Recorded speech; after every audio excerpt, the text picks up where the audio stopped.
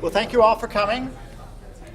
I'm Kevin Jaffe, the department chair, and I'd like to welcome you all to our final talk in our 50th anniversary alumni speaker series. To get started here, we ultimately have our main speaker, John Crawford. But to start, I'd like to acknowledge Mr. Kirby Turner from the, see if I get it right, the Jenkins, Wilson, Taylor and Hunt law firm, who have graciously agreed to sponsor the series. And Kirby would like to say a few words. Thank you all for coming. Like Kevin said, my firm is very excited about being a part of this successful speaker series. As a patent attorney that has helped UNC's computer science department attain intellectual property protection for most of their innovations, and then they in themselves being a learning experience, I can tell you after looking at Mr. Crawford's very impressive bio that today will be no different. Thank you again for coming, and thank you, Mr. Crawford, for taking the time to speak with us. Thanks.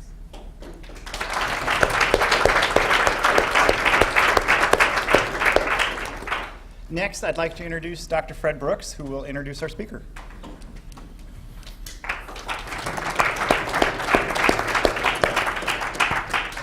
It's a great pleasure to introduce John Crawford. Most computer architects consider themselves fortunate if they get a shot at 2 machines or 3 machines. And John has done 4. His preparation for that included undergraduate school at Brown and a master's degree here, which he finished in 77? 77, yes. 77. And then he went to work for Intel, and part of his preparation for being a computer architect is 5 years as a software engineer. And that's superb preparation for becoming a computer architect. And so he was called on then to develop the 32-bit architecture, the 386 for Intel, then the 486, then the Pentium, and the Itonium, which was joint between Intel and Hewlett-Packard. And so he was faced with the problem of taking what had started as an 8-bit product line and extending it to 32 and then to 64 bits.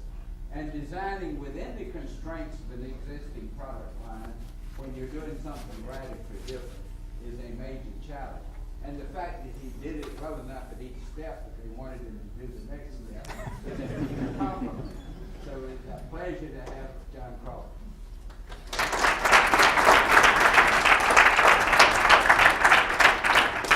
Well, thank you. It's a great honor to be here addressing the group as part of the 50th anniversary.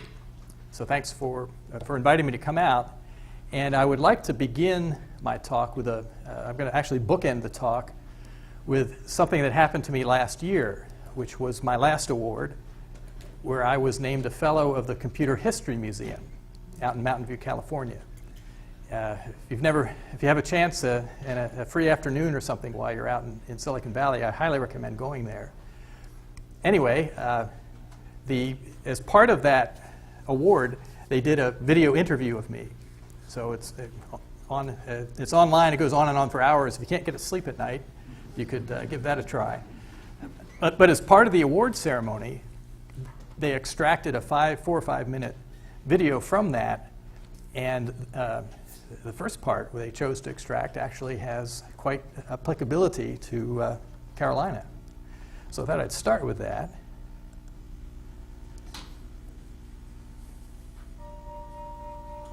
So my interaction with Fred Brooks was one of the reasons I went there. One of the best things I did, best experiences I had at North Carolina, was taking a computer architecture class from him. And one of the things about that, he walked us through some of the basics, but then each of us had to pick a computer and do a term paper, if you will. And I said, this Intel 8080, this is an interesting thing. So I did my project on the Intel 8080 and did my term report and so on. And Brooks was not impressed with my paper. I wrote some comments on it. I think I got a B on the report, to B in the class. But off the bat, you could tell my interest was in that already had sparked an interest in this microprocessor. Always good to start with a little humility, I guess. So this is not a technical talk. I'll touch on one or two technical topics along the way, but more from what I learned rather than any really big details.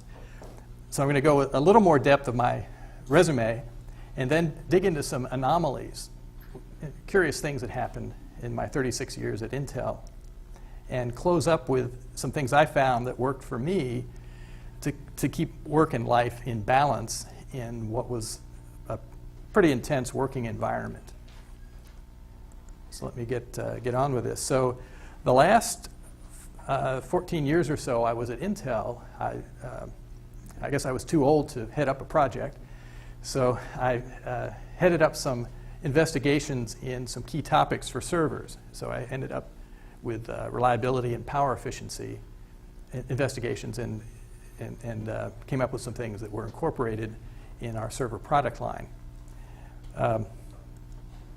Going back to the beginning then, I was a software engineer for 5 years. Got my ink was just dry on my master's in computer science from Chapel Hill, and I went out to Intel and did programming tools for the 8086 processor, things like assemblers, linker, conversion tool. Curiously, the 8086 was not binary compatible with its predecessors. Instead, Intel thought the right way to get this compatibility was through a transliteration tool. So they had this wonderful thing, conv86. It would take 8080 assembly code, and transliterate it into 8086 assembly code. The last project I did was a code generator for a Pascal compiler for the 8086. And as part of that, I dug in very deeply to the every bit in the instruction set. So this is fabulous training for the next thing that I was going to do.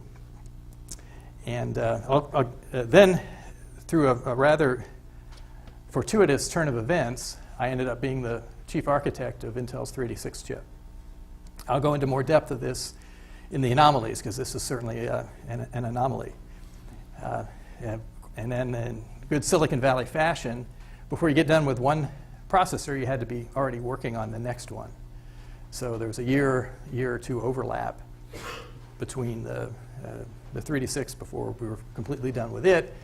We had to be in the early stages of architecting the next generation, which the challenge and the opportunity was the Moore's Law, the guys that built the transistors and managed the integrated circuit manufacturing, said, congratulations, the next 2 years from now you'll have twice as many transistors. What are you going to do with them? And so we had the opportunity then to figure out the best use for those transistors and work through the design process. And again, an overlap as we got the 46 out the door was to get started on the 586, which of course became the Pentium processor, as intellectual property rights would not allow us to trademark a number. We tried, but in a couple of different ways, but we couldn't trademark a number, so they came up with this goofy name called Pentium. Somebody pointed out to me that's a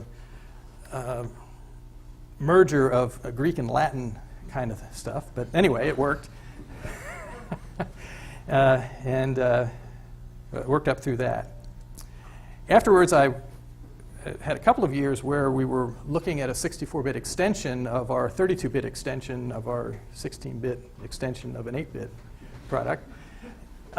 We worked on that for a couple of years, and then HP approached us with a radical new instruction set, and Intel decided it was a good idea to do a joint project.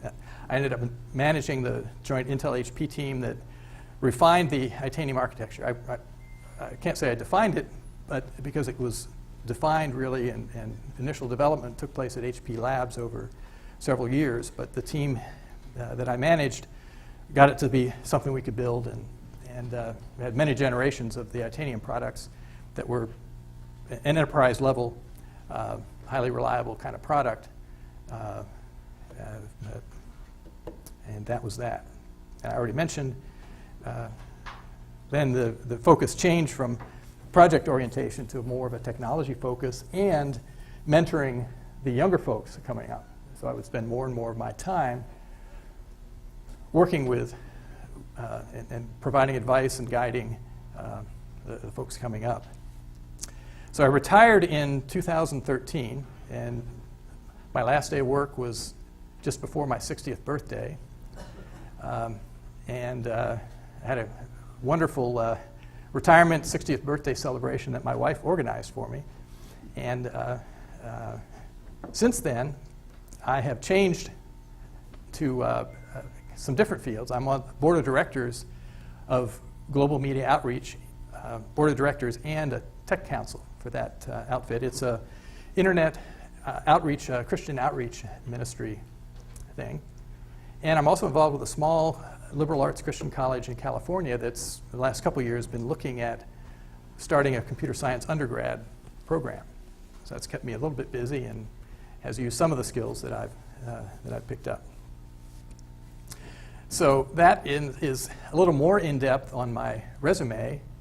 Of course, you know, I was here and received a master's degree here. Brown graduated again with a computer science degree. It was the first year that they were able to do that. And Brown is also celebrating a 50th anniversary for their computer science department. I think they started, Andy Van Dam started that in 1965, if I'm not mistaken. Maybe it was 64. And I graduated, I grew up in Pennsylvania, so I graduated from Conestoga Senior High School. And here's the diploma to prove it. More importantly, here's my senior picture. Where has all that hair gone?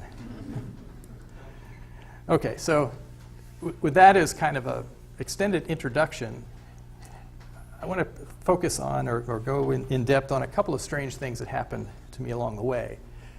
Some of these I can provide what did I learn from this activity or from this event. Others are just, they just happened. And I think this is one that maybe just happened, but we'll see what's going on. So 20th of April, 1979. Okay, I left Carolina in the spring of 77. I started August 1st of 77 out at Intel. So I've been there all of 18 months. And I was project leader for the second release of the 8086 assembler. I was doing all these software tools.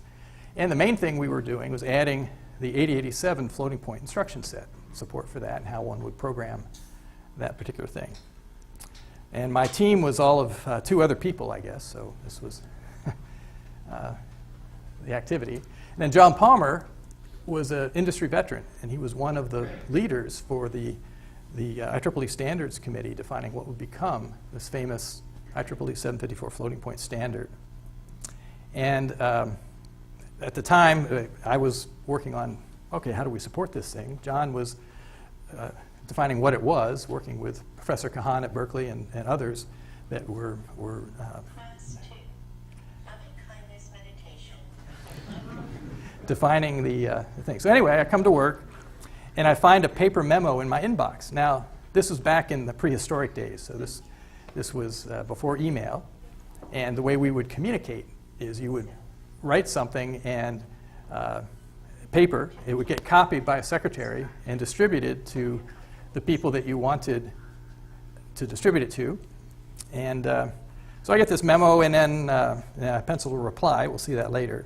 So here's the memo. So this was, I don't know how many of these kind of things I saw. You got a nice letterhead. It's to me from John Palmer, and he's got a counter proposal. So I started to read it, and you can, I don't know if you can, how far back you can see this, but it's a very oddly worded thing. I mean, the second sentence is, it is at best a chameleon approach and at worst an almost useless kludge. So, and the final thing, which actually makes some sense, he says it's a very poor example of compromising integrity and quality for a small schedule improvement. Where have I heard that before? So anyway, that was well and good, but I think what first caught my eye was the list of people he was sending it to. So this is how you would do. You would write something to someone, and you would copy folks that you thought really should be in on the conversation, or at least be aware that what was going on. So what did he do? He copied I'm sure you recognize a couple of names up here: Gordon Moore, Robert Noyce, Bill David Dow, Al Michaels, Terry Optendike, Kapil Nanda, Jack McDonald. That was my whole management chain, all the way up to the top.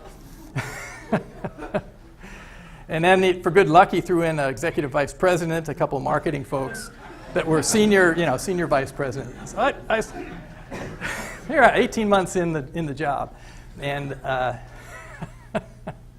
what on earth is? So my stomach, my heart fell, but then after a few minutes, I figured, no, wait a minute. Looked at the text again. I don't think he sent it to these people. I think he's just pulling my chain. So then I got mad. And here's where I was really lucky that email was not available to me. So I sat down and said, I'm going to pen a response. And the subject is going to be memo etiquette, right? And so I would write this up and hand it to a secretary who would type it up and with a list of folks and everything like that. Now, for some reason, he left Andy Grove off the original list. So I'm not sure why. Maybe unbeknownst to me, Grove was on a sabbatical or something. But I thought, okay, I'll throw him in too. But before I got to send this, and couldn't hit the send button on email, I went and talked to my boss about it.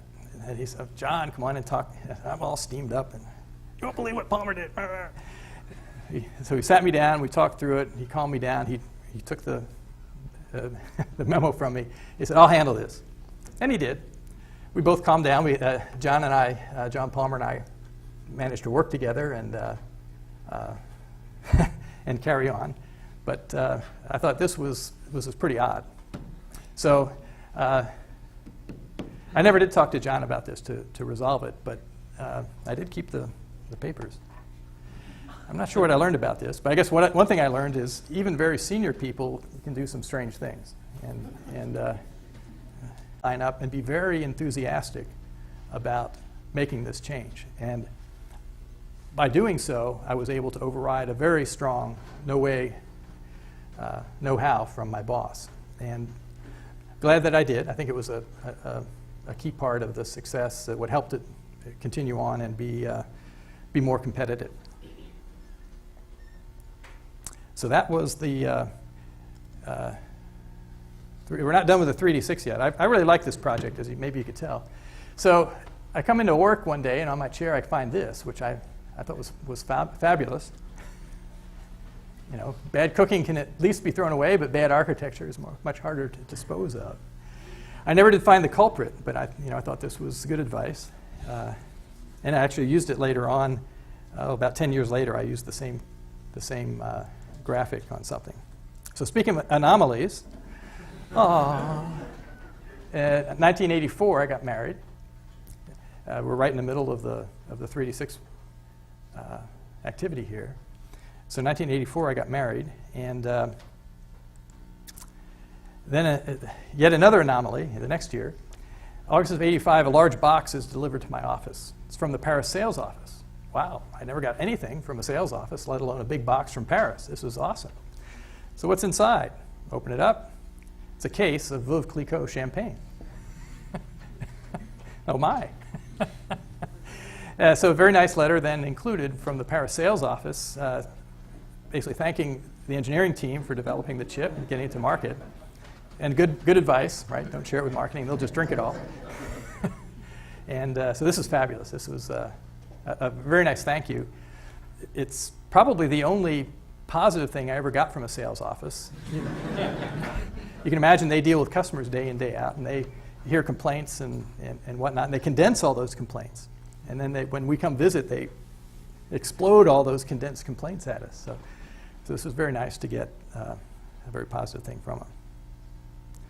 So '86, my son was born, and then this nice picture in Hawaii. And then in 1987, I became a Christian and had worked, had a number of folks working on me over a few years, and became became a Christian in 1987. So this whole period, starting in 1982, when I took this job of the 386 activity, up through 87, when we're pretty much done with the 386, was a very intense period in my life. You can see an awful lot of things, got an awful lot of things going on. So, well, we finally got done with this. Finally got the 386 done. That was fabulous. December 87, if you think back in history, this is when the RISC versus CISC debate was raging, and all the press was filled with, and people were convinced that these stinky old CISC chips were dinosaurs and they're going to die a well-deserved death at any moment. Before this, Intel-Microsoft interaction was limited. I'm not sure exactly what the problem was, but there was a great friction between Microsoft and Intel while we were developing the 386, and we didn't talk to them. Well, that changed once the 386 came out. Whatever happened got resolved, and we were interaction. And Bill Gates pens a letter to Dave House, Intel VP. I think he was in charge of one of two people in charge of the microprocessor development team division. And I never saw this letter until, well, obviously I saw it since I have a copy of it, but I didn't see this letter actually until 6 or 7 years later. I didn't even hear about it for 2 years. But Gates was very unhappy with what was going on with the 46. He had just reopened interactions with Intel, and he was kind of frustrated. So I highlighted, I know you can't see this even in the front of the room, so I thought I'd highlight, again, some key points. Grave concern over handling of its microprocessor architecture. Can't understand why Intel doesn't have anyone smart working on this. Well, this is Bill Gates, I guess, kind of classic stuff. Not one, but two, but three pleases. Assign one decent architect. Watch over the biggest chip gold mine of all time. So this was, I think, and then on the next slide I'll get into what some of the things he asked for. So let me do that. So, he said you would expect Intel to have a significant number of people work on the chip, getting real data to improve it. And that was actually a task that I had taken on, and we did something. We were continually trying to learn more and more and gather more statistics and understand how instructions flow through the machine and what was going on. So we were working on this. I don't know what he meant by significant number. We certainly could have had more. And it turned out this letter came about the same time that I had a number of meetings with Microsoft. In fact, at least one, maybe two, with Gates himself. One of which I stood up in front of him, went through what we were doing with the 486, and he let me have it. He was convinced that there were a couple things that we needed to fix. This was one of them. And he didn't cover, I don't know if he covered this in our meeting face to face, but he points out, multiple caches overlapping. By overlapping, I think he meant parallel execution. So executing two instructions, flowing through a pipeline instead of just one at a time. And that was a fabulous idea, but we didn't have the transistors for it. In fact, that's what we did on the 586. I mean the Pentium. So great idea, but we're not quite ready for that. And the other thing was he was really stuck on this, again, the RISC-CISC thing. He really wanted us to add delayed jumps to the instruction set, which I thought was really down in the weeds, but that's the way Gates was. He was very kind of hands-on, very technical kind of guy. So I didn't see the letter, but I did get the wrath of Gates in a meeting. And in responding to him as best I could, I knew that the delayed jump thing was a non-starter for our instruction set. In fact, I think it got even worse. A few years later, I think even the RISC guys realized it was a bad idea. It was too much of the implementation showing through and being visible in the architecture. But be that as it may, it was a hot topic and so on. So I leave the meeting, and I'm out in the hallway, and my boss runs out. And he said, "John, what are we going to do about all this?" And I said, "Well, I know he's wrong about the jumps, but this data collection, that piece of equipment I've been pestering you to buy for the last 6 months, that would really help us." It was like a gigantic logic analyzer, something that had millions of vectors that could be captured on it. And that would really help us satisfy this and give us a leg up working with Microsoft. So amazingly, after 6 months of delay, next week the PO was out and we were rolling. So what did I learn from this? I guess every cloud has a silver lining, and your critics can be helpful. They often tell you some things. They tell you some things you don't know, and you better watch out for that. You better consider all that pretty carefully. They tell you some wrong things that you do know, like the delayed jump thing. But then they tell you things that you already knew, but maybe you can use as to get things that you want to get done. All right, so this is my last anomaly. Summer 1994, there's a floating point divide flaw in the Pentium processor. So who was the design manager of the Pentium processor? So who was responsible for it not getting fixed beforehand? So it turned out Intel discovered it in June of 94, but because it only affected some of the lower bits of the results that were returned, we thought, well, that's unfortunate, but at least the sign is right.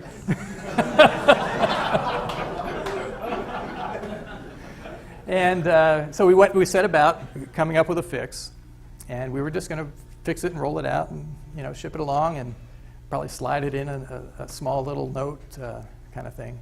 But in October, this Professor Nicely discovered it and approached Intel with it, and I don't know what we responded to him with, but anyway, it made it out in the press, and there was a huge outcry. I mean, it was a huge outcry. Intel's initial reaction, which is how we had handled this kind of thing in the past, was, oh, it's not a big deal. It only affects a small number of people. Somehow they came up with a figure of 27,000 years, right? You could use our chip for 27,000 years and not have a problem. I don't know how that came up, but so they were on this, and they just stood their ground, and the furor just built and built and built. Well, what really broke the back of the whole thing, a key point was IBM came out and said, we're not going to ship any more PCs with this flawed Pentium chip. And, well, that got our attention. But eventually they changed their position and said, well, we'll replace your chip, no questions asked. You just send it to us, we'll send you a replacement. And it was just amazing what happened. I mean, there's articles the next day about Intel's new position. The next day, nothing. The press had moved on to some other controversy, and we were blissfully out of the limelight. So a couple things came from that. Intel developed a way of publishing errata. So we formalized a way of publishing the problems with our chip. Don't call them bugs. They call them, it's an errata. And we publish that and actually publish it. It's public. Before we would give these chip problems under non-disclosure to only the customers that bought them, and this made a big change. And what I learned from this was none of that. The reason the flaw was in there in the first place was kind of two things that are, a couple things that are pretty dangerous. The divide operation is complicated and slow, and programmers do anything to avoid having a divide instruction. Anything. I mean, just 5 or 6 multiplies, no problem. If we can avoid a divide, that's great. And it was a performance win. So, all kinds of ways of multiply by an inverse and make sure you get enough bits to have the right answer and all that kind of thing. So, you got something complicated, it's used infrequently. Good luck. I mean, you've got to be real careful on how you've got to really thoroughly test it. Well, it turned out that this was not the most complicated instruction that we had on the Pentium chip. We had completely redone the floating point unit from the 46. The Pentium chip had a completely redone, much higher performance floating point unit. So new multiplier, we verified that real well. And anytime you ran any code, it would verify that very nicely. The other thing is we had these transcendental instructions that were defined from the 8087. So transcendental step kind of instructions that were very complicated. So we knew those were going to be trouble. We had changed the algorithms even. So we had a very comprehensive validation effort put in place for that. divide was kind of stuck in the middle. And frankly, my fault. We didn't give it, if we'd given it 1/10 the effort we'd given the transcendental things, we would have found this problem. So, again, it's the things that come back to bite you are the complicated things that are infrequently used. You can make an argument, and then some people solve this problem by not having a divide, but having maybe a divide approximation.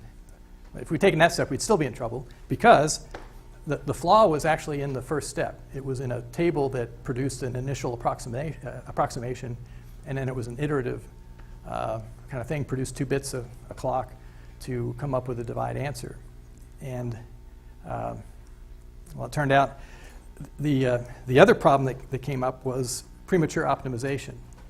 The logic engineer responsible for that logic to produce this initial thing looked at it and said, "Wow, I've got to be careful of the size of this piece of logic. I'll optimize it." So he kind of hand optimized, and he got the positive side right, but the negative side was a little bit off.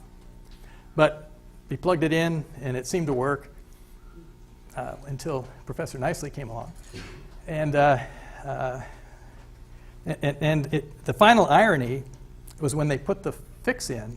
We called back the original logic designer, and time was short. We had to get the fix in and get it in production. So he just took the original, kind of the textbook formulas for this piece of logic, plugged it in, hit the button on the CAD tool, and lo and behold, the logic was even smaller than his optimized version.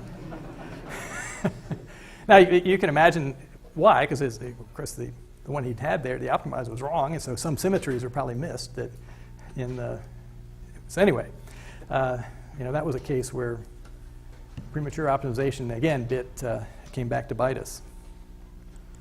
All right, so I got a few awards, and I mentioned the Intellectual Property Inventor of the Year.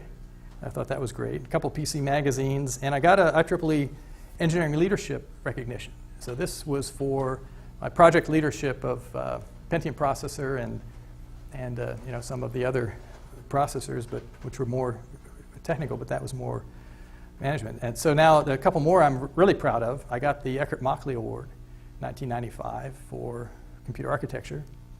So I think this is probably my favorite award, as being recognized for that. 2002, I was named to the National Academy of Engineering. So another great honor, again, for design of widely used microprocessors. All right, so I got one more award to go through at the end, but I want to spend a few minutes on my approach to work-life balance. So there's nothing like a family to give you some work-life balance. My lovely wife is here with me, and this was after I'd already slowed down a little bit, but we got our family together in Chicago. We were spread all over around the country, and we managed to meet in Chicago. This is a Hobby Lobby store where we managed to get our Christmas picture that year, thanks to Hobby Lobby. So what did I do? So I found early on, I found that combining a couple of my passions, or a couple of phases of my life, aspects of my life, together was a real good way of giving me some balance and giving me balance. So I mentioned I became a Christian in 1987, and then I would speak at some events. There are a number of organizations that Christian engineering kind of things. This was the Village Gate Group, which would meet. I'm not sure if it was once a month or every week. They would have a speaker come in from the local industry, Silicon Valley industry. So I was the speaker that day, and I would give a talk about what was going on at work. So it was kind of an Intel boost, a little PR for Intel, and then talk about my Christian faith and opportunity to share that and get a twofer here, if you will, at these things. The other thing I did was, as our kids were involved in things, my wife and I would sign up in a leadership role. And it's very important. They always need parents to step up and participate. So here I am. This is a Cub Scout camp out, and I'm here with my son Alex on a camp out thing. And I was going to say den mother. I'm not sure what the man is called in den leader, I guess, for his Webelos pack as he was in Cub Scouts. I also was a leader and a director and a music director then at our church Awana Club. Again, had a chance to spend time with my kids as they were involved in that activity. I was involved and got to participate. I was a Engineering Week All-Star. A couple of times I went out to my kids' school. Here's another chance for a twofer or threefer or something. I would go out to the school and do an Engineering Week presentation to the kids. My favorite activity was to pretend I was a peanut butter and jelly sandwich making robot. And the way that worked was I'd have a jar of peanut butter, jelly, and a couple slices of bread. Directions I gave the kids were, well, give me a list of, program me. Give me a list of instructions I need to follow to make a peanut butter and jelly sandwich. And it was hilarious. You know, they would start with very general terms, and I would just kind of stand there. Well, I can't do that. They would break it down, and it would be, anyway, it was hilarious.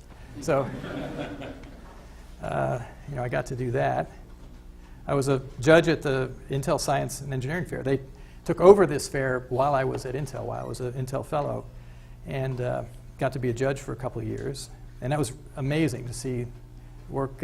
Anyone here participate in the science fair? Yes. Okay. So the work that took place there was just amazing. Now, one thing that helped me out is Intel, like many big companies I think today, recognized employees for participating in the local community. This gives them, some brownie points with the locals, and gets their visibility there. So in 1997, I managed to log 170 hours of volunteer time between the Awana Club, Boy Scouts, Science and Engineering Fair, and so on and so forth. So that was very helpful and gave me a good, I guess another motivation for doing that. I was a math counts coach for a couple of years. Initially, my son was interested in the math counts thing, and that's how I got aware of it. Unfortunately, he didn't. Maybe it's because I signed up to be the coach, but unfortunately he didn't stick with it. But I thought it'd be helpful. Here's the team in 2000. I'm on the right, and the teacher sponsor was on the left, and there's the middle school kids that were on the math counts team. I said I was an assistant scoutmaster. Got to live aboard the USS Hornet. That's an aircraft carrier moored in San Francisco Bay. So the Boy Scouts got to stay there overnight, and I got to go too. And just so my daughter wasn't left out, I was also a Girl Scout leader. This was necessary because I would go with my wife, who was much more involved than I was. But I had to go through a background check, and the way that, in order to do more than just drop my daughter off, I had to go through a background check. So I was a card-carrying Girl Scout for a time. So there you go. So anyway, that's that.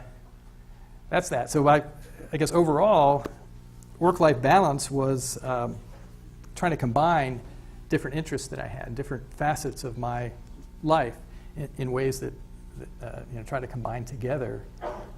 Probably the most important thing was again the leadership roles, stepping in and being a parent leader in the kids' activities, and had some really good quality time with my son, particularly in the Boy Scouts and the Awana Club.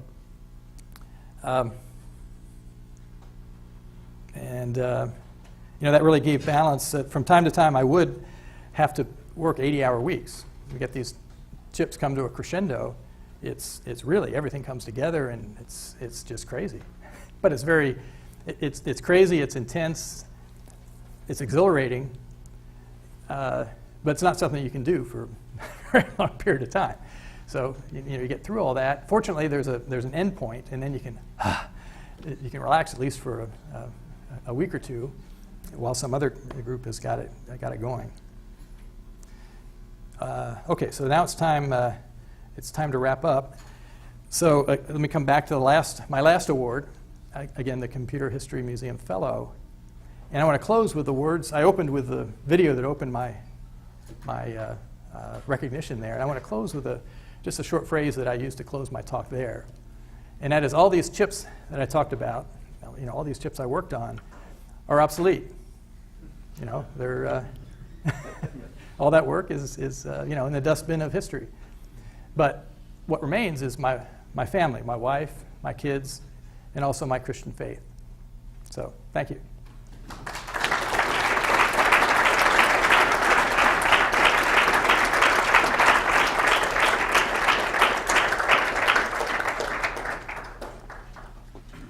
John, I'd be happy to take some questions if there are any. Yeah, so not too tough. John, you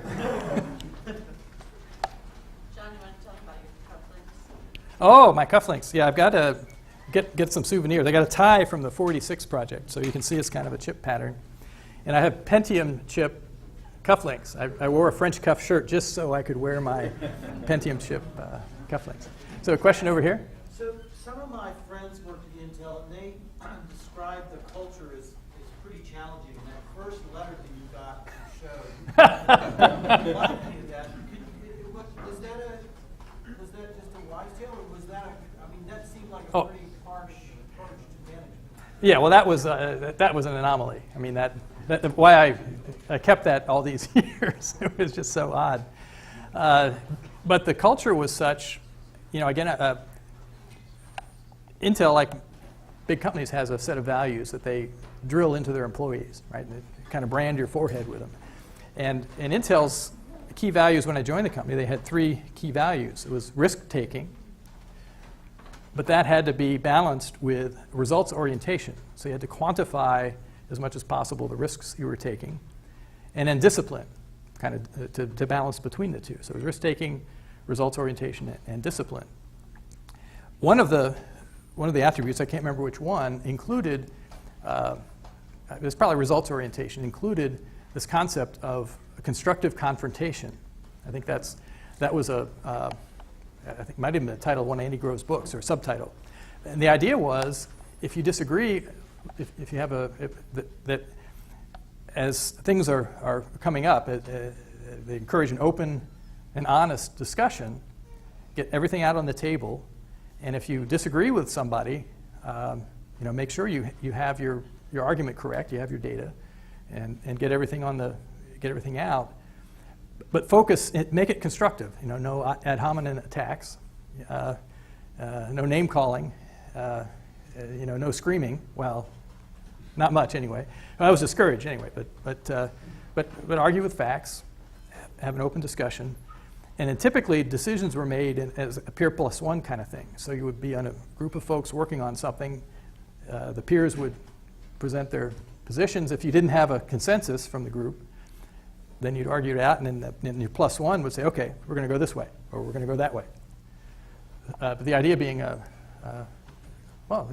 confrontation. That's part of the culture. But the idea was to keep it constructive. I never had a problem with that. I'm kind of a mild-mannered guy, but I managed to hold my own and worked out. Yeah, in the middle here. So this may sound similar, but I Okay. couldn't help thinking I was hearing an anomaly in your first highlight, where you said in 1998 you were a fellow, you were managing these projects, and if I remember right, you said because you were too old to lead a project. As a Carolina-trained software engineer who's past 40, do I just give up? I think that, I think it was more a personal statement that, the 80-hour weeks and maybe it's 80-hour days, but were something that was great. This marathon that I ran for 10 years, 10, 11, 12 years, was a fabulous experience, and I wouldn't turn it back for anything. But I guess I got to the point where, okay, I've been there, I've done that. Let me move on. It wasn't a question of being. Intel didn't think I was too old. I self-selected and said, what else can I do? And is there something else? And I got interested in things other than the project kind of focus. In the back. So, going back to that letter, and Bill Gates' letter. Yes. In both cases, claims were made without giving any reasons. Is that common in industry? Sure. That was, Yeah, that's interesting observation. Is that common? No. No, that was one reason why the Palmer letter in particular was an outlier. It was just so odd. I don't know what possessed him to do that. But the Gates letter, I think he could explain that he had been, he was frustrated and in discussion, I think, with Intel folks and had maybe laid out a more complete case with Dave House, who he wrote the letter to, probably on more than one occasion. Oh, and to be honest, he did have some specifics in there that he wanted us to do. One of which we did, not in that chip, but the next chip. And the other one he wanted us to do, I wanted to do too. So I think he did have some specifics in there that really were actionable and kind of reasonable. Now he went off the rails in terms of please get somebody competent working on it. Well, okay, but That's kind of ad hoc. yeah, definitely. But he wasn't at first. He wasn't immersed in the Intel values. See, that was. But I remember the risk guys had a very convincing argument for Oh, yeah. why you were dead. All right, it was done, it was over. This thing has to win. I was personally thoroughly convinced. Sure, yeah. A lot of people were. Oh, yeah, they're done. A lot of people at Intel were. And then, what? So what, probably the biggest lesson that through this whole process was when, well, we had this product line. It's got great success. I mean, it's huge volume. It's the number one programmable, general purpose kind of thing out there. We didn't have to be the best in terms of performance. We didn't have to, score the highest on all the benchmarks. We just had to tag along. If we ever got more than 20, 30% behind, if we got 30, 40, 50% behind, then we would have started to get in real trouble. But we were able to, along those lines, this thing's going on. We're meeting with Sun to try to sell them the 386. Well, we were successful. They did have a product line based on it for a brief time. And when the questions came from Bill Joy that I hadn't even thought of, here we are in the 386, but he asked a very insightful question, looking ahead.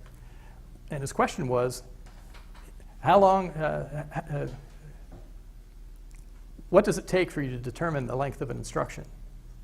How many bytes do you have to look at, and is it dependent, do you have to do more than one step to determine the length of the instruction?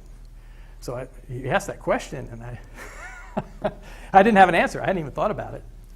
I don't know what I answered him. But I went back and looked really quickly on what he meant, because the implications were clear. If it takes you more than one clock to figure out how long an instruction is, you're dead, right? It's going to, your pipeline and parallel execution are just, forget about it. So it was going to be a huge burden. Fortunately, even with my additional byte for the address mode, we were able to look at just the first 2 bytes of an instruction and figure out how long the instruction is.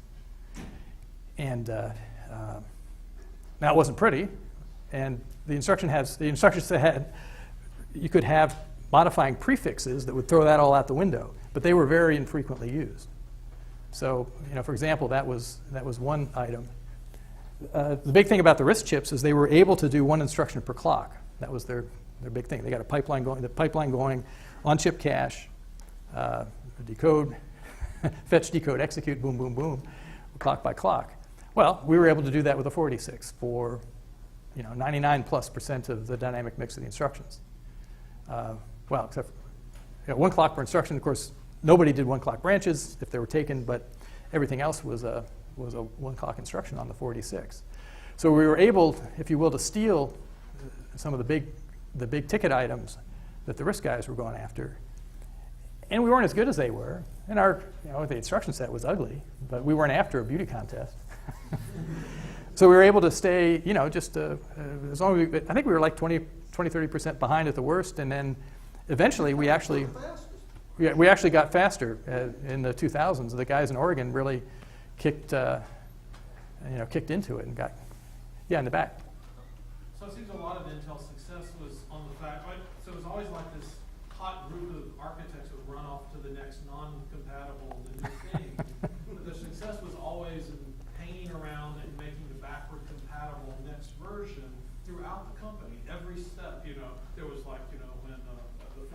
came along. Right. Even Itanium to some extent. Right. It was a bit of a branch off, but the guys who stayed on the true path, the true tried path of the backward compatibility were the ones that were the winners in the end. Right. Which was good, but that also points out the fact, I think, the undervaluing of the software engineer, the software. Right. You know, carrying that dusty deck forward was where the money was going to be made in the long term. What's going to sell chips? Right. As opposed to who's going to rewrite all that thousands of lines of software to make it run on this 432 machine. Right, and that was, of course, the risk guys would argue, oh, you just recompile for our machine and you're good to go. But yeah, the value of compatibility was something Intel took a long time to learn. And you know, among other things, Andy Grove was trained as a chemist, I think. And at least at one point, a conversation with me, or with someone else, he said, I don't know a good architect from a bad architect. Actually, yeah, he said, I don't know a good architect from a bad architect, but then he said something nice about me. So you know, something about I was able to stick in there and hang in there and carry on through a couple generations of product. But I mean, he admitted he didn't know a good architect from a bad architect, and he was leading the company and trying to make, sometimes he was the final arbiter of where resources would be allocated and what would take place. So Intel managed to have a huge business on a bunch of stopgap products. It was awesome. You know, the first couple chips, of course, were groundbreaking, but then the 8086 was actually a stopgap for the 432, and then the 286 was a stopgap for the 432. The 386 was a stopgap for this other chip, the follow-on to the 432, and you know, on and on. And then, but then after that, the 46 after the 46, I think we consolidated more of the energy into that product line, and we got both Oregon and Santa Clara teams kind of ping-ponging on good designs. So why don't we take a break here, and we can thank John. We'll have a nice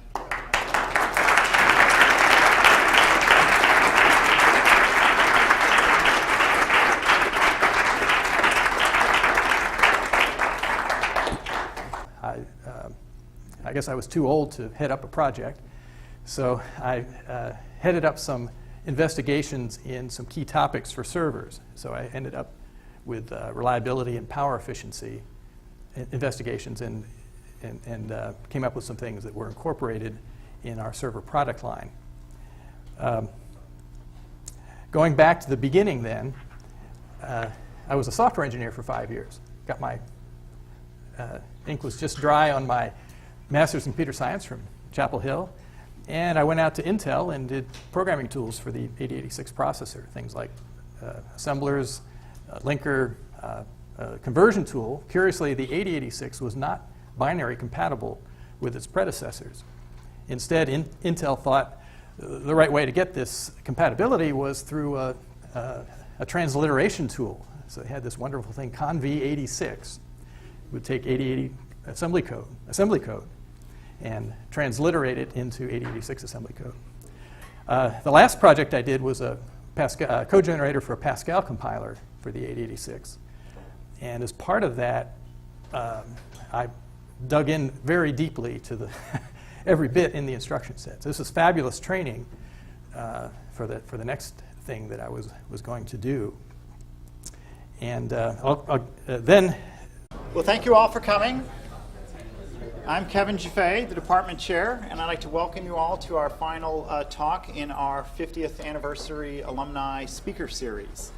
To get started here, we ultimately have our main speaker, John Crawford. But to start, I'd like to acknowledge Mr. Kirby Turner from the, see if I get it right, the Jenkins, Wilson, Taylor & Hunt law firm, who have graciously agreed to sponsor the series. And Kirby would like to say a few words. Thank you all for coming.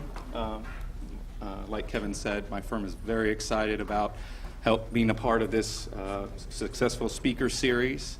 As a patent attorney that has helped UNC's computer science department attain intellectual property protection for most of their innovations, and then they in themselves being a learning experience. I can tell you after looking at Mr. Crawford's very impressive bio, that today will be no different. Thank you again for coming, and thank you, Mr. Crawford, for taking the time to speak with us. Thanks.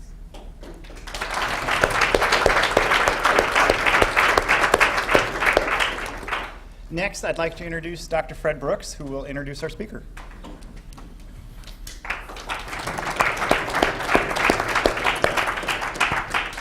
It's a great pleasure to introduce you. One of the things about that, he walked us through some of the basics, but then each of us had to pick a computer and do a term paper, if you will. And I said, this Intel 8080, this is an interesting thing. So I did my project on the Intel 8080 and did my term report and so on. And Brooks was not impressed with my paper. I wrote some comments on it. I think I got a B on the report and a B in the class. But off the bat, you could tell my interest was in, I already had sparked an interest in this microprocessor. Always good to start with a little humility, I guess. So this is not a technical talk. I'll touch on one or two technical topics along the way, but more from what I learned rather than any really big details. So I'm going to go with a little more depth of my resume and then dig into some anomalies, curious things that happened in my 36 years at Intel, and close up with some things I found that worked for me to keep work and life in balance in what was a pretty intense working environment. So let me get on with this. So the last 14 years or so I was at Intel. John Crawford. Most computer architects consider themselves fortunate if they get a shot at 2 machines or 3 machines. And John has done 4. His preparation for that included undergraduate school at Brown and a master's degree here, which he finished in 77? 77, yes. 77. And then he went to work for Intel, and part of his preparation for being a computer architect is 5 years as a software engineer, and that's superb preparation for becoming a computer architect. And so he was called on then to develop the 32-bit architecture, the 386 for Intel, then the 486, then the Pentium, and the Itonium, which was joint between Intel and Hewlett-Packard. And so he was faced with the problem of taking what had started as an 8-bit product line and extending it to 32 and then to 64 bits.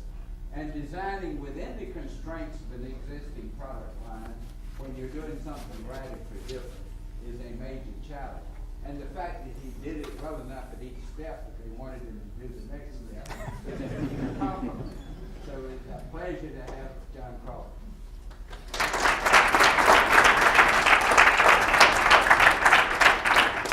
Well, thank you. It's a great honor to be here addressing the group as part of the 50th anniversary. So thanks for inviting me to come out. And I would like to begin my talk with I'm going to actually bookend the talk with something that happened to me last year, which was my last award, where I was named a Fellow of the Computer History Museum out in Mountain View, California. If you have a chance and a free afternoon or something while you're out in Silicon Valley, I highly recommend going there. Anyway, as part of that award, they did a video interview of me. So it's online. It goes on and on for hours. If you can't get to sleep at night, you could give that a try. But as part of the award ceremony, they extracted a 4 or 5 minute video from that, and the first part where they chose to extract actually has quite applicability to Carolina. So I thought I'd start with that.